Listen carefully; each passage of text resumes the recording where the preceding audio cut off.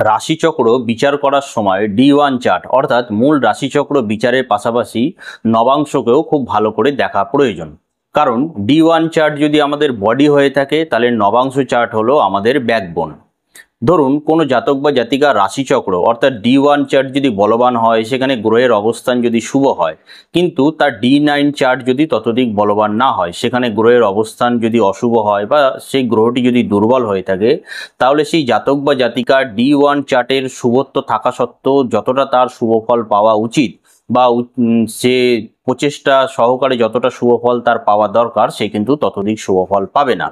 কিন্তু এর বিপরীত যদি হয়, অর্থাৎ কোনো জাতক বা জাতিকার D1 চার্ট ততোধিক বলবান নয়, কিন্তু তার নবাংশ চক্র যদি বলবান হয়ে থাকে, তাহলে সেই জাতক বা জাতিকার কিছুটা দেরি করে হলেও সে অবশ্যই তার কর্মজনিত কারণে সে শুভফল অবশ্যই ভোগ করবে। উদাহরণস্বরূপ ধরুন কোনো রাশিচক্রে যদি কোনো জাতক বা জাতিকার রাশিচক্রে শুক্র গ্রহ যদি D1 চার্টে বলবান হয়, অর্থাৎ শুক্র যদি তুঙ্গস্থ থাকে, শুভ ভাবগত হয় বা স্বক্ষেত্রে থাকে, শুভ গ্রহের সাথে সংযোগ করে থাকে, কিন্তু নবাংশ চার্টে শুক্র যদি দুস্থানগত হয়, শুক্র যদি নিচস্থ হয়ে যায়, অথবা শুক্র যদি তার শত্রু গৃহে অবস্থান করে, শত্রু গ্রহ দ্বারা যুক্ত বা দৃষ্ট হয়ে যায়, তাহলে শুক্র গ্রহজনিত যে শুভফল সেই জাতক বা জাতিকার পাওয়া উচিত, সে কিন্তু ততোধিক শুভফল পাবে না। বিশেষ করে বিবাহের পরে সে অবশ্যই তার অশুভ ফল আরো বেশি পরিমাণে পেয়ে থাকবে।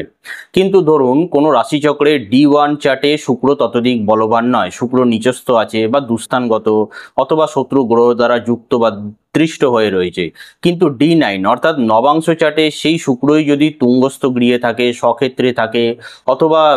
শুভ নবাংশগত হয়ে থাকে, শুভ গ্রহের সাথে যুক্ত বা দৃষ্টি লাভ করে থাকে, তাহলে সেই জাতক বা জাতিকা কিন্তু শুক্রের যে শুভ ফল সে অবশ্যই পাবে। বিশেষ করে বিবাহের পরে কিন্তু সেই জাতক বা জাতিকা অবশ্যই শুক্র গ্রহজনিত যে শুভ ফল সেটি সে প্রাপ্ত করবে।